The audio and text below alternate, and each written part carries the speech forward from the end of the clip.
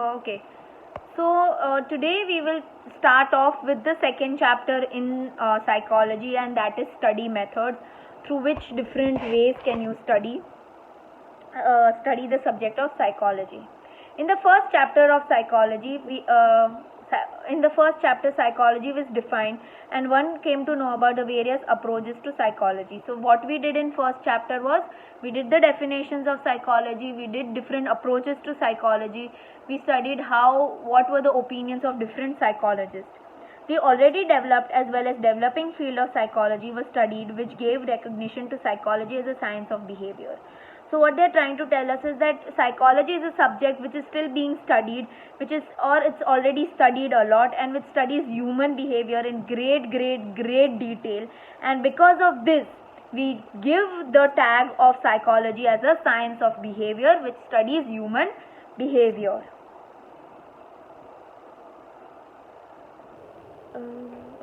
In this chapter, we will see which of the study methods are used in psychology to gain the status of science. So in this chapter, we are going to study what are the different ways through which the subject of psychology is studied. From any subject to be considered as scientific, it is important to know how scientific is the source through which information about the subject matter is derived. So what are they trying to tell us is that for any subject which you are studying, which is a science subject or which is related to science, it's very important to know from where you are getting the knowledge. Whether that knowledge which you are getting is logical or not, whether the knowledge that you are getting is proper scientific or not, from where you are getting it. What is the content of it? Is content reliable? Can you depend on that content? Is the content talking about the truth, or whether it's not verified, or whether it's not proved correct or not? So that is very important. Whichever science you study, whichever facts, whichever data you study, it's very important for you to know whether it is perfect or not, or whether it's reliable or not, whether it's scientific or not. This would determine how scientific is the subject matter. In order to prove that subject is scientific, two important aspects have to be kept in mind. So whenever you are trying to understand if a particular subject or if a particular thing is a science or not, you have to keep in mind two things. First, what is it that you are studying? Okay. First, what you are studying, and second, how is it that you are going to study it? Okay. Next is study method. For study the subject matter of psychology, 6 methods are going to be introduced, which are as follows: method observation, longitudinal, cross-sectional, and case history methods, experimental methods, questionnaire methods, interview model, and psychological test. So these are the 6 ways through which you can study the subject of psychology, through which various theories of psychologies were studied, and we will talk about all these. Okay, and today we are going to talk about observational method, and we are going to talk about natural observation. We are going to talk about observational method itself only. Okay, so first is observation. Observation meaning to observe something, to see something, to realize something. Okay, the most simple way of gathering information is observation method. So what is basic way through which you can get information is by observing something, by looking into something. Observation means to see anything. Okay, inspect. Okay, you see and you inspect. For example, let us say you want to go out in picnic. You look at the clouds and you say, okay, it's going to rain today, it's not safe for me to go outside. So what did you do? You saw the weather, you inspected it. Inspected meaning you studied it properly, and then you came to a conclusion that okay, I should not go out in the picnic because it's going to rain. Now the question that comes in the mind is, if you have eyes, then you will see. So where does the method come in? So obviously there's a question in your head. I'm seeing, fine, I'm gathering information. What is the use of observational method then? But we will know that there is a difference in observation made by different people. So the way I observe things, the way you observe things is different. The way you look at a problem, the way I look at a problem is different. So different people have different ways of observing things around them. That is why most easy and simple word like seeing can be very important. So that is why very important fact is what you are seeing that is around you. Even when if you might have seen CID, or if you might have seen any criminal series or Crime Patrol, you might realize that they observe, that they see each and every detail that has happened, that you might not have realized, but you see that other person is seeing it in great detail. Okay, so the way I see things, the way you see things, the way other person sees the thing is very, very different. Certain factors are determined behind every person's observation, like what is its aim, what kind of approach is to be adopted, whether it is scientifically done. After getting an understanding of certain level about observation, we now make an effort of getting knowledge and how scientific it is.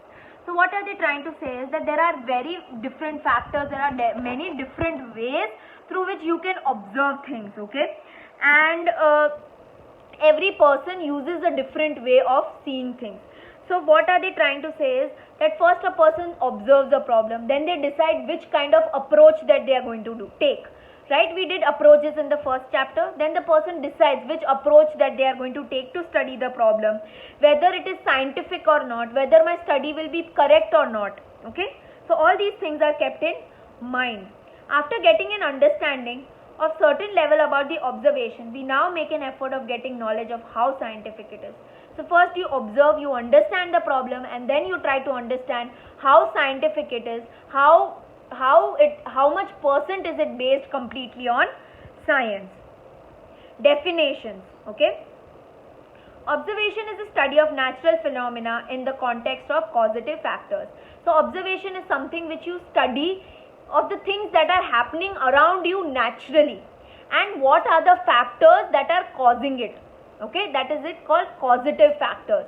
What are the factors that are causing that type of behavior to happen, which you are observing in front of you, which seems to be a very, very natural behavior. So that is the first definition that is given by Oxford concise dictionary. Okay, next is observation is a study conducted by eyes of a natural phenomena in a very sequential manner. So what are they trying to tell us is that observation is the study of the natural phenomena or the natural things that are happening around you, which you see it, and then you find a sequence to it. Sequence meaning first RQ, second RQ, third RQ, fourth RQ, fifth RQ.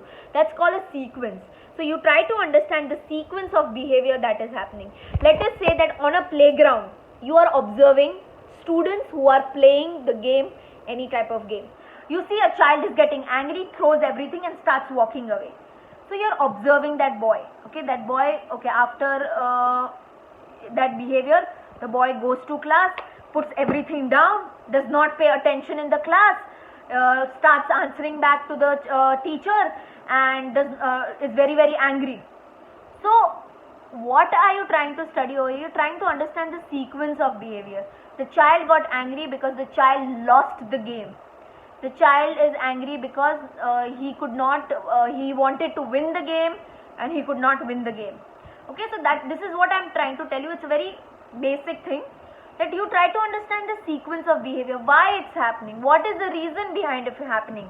Okay, that is given by Jung. Observation is an analysis done by looking at a live phenomena of the society, which in a specific sequence, which has its own aim and uses scientific means.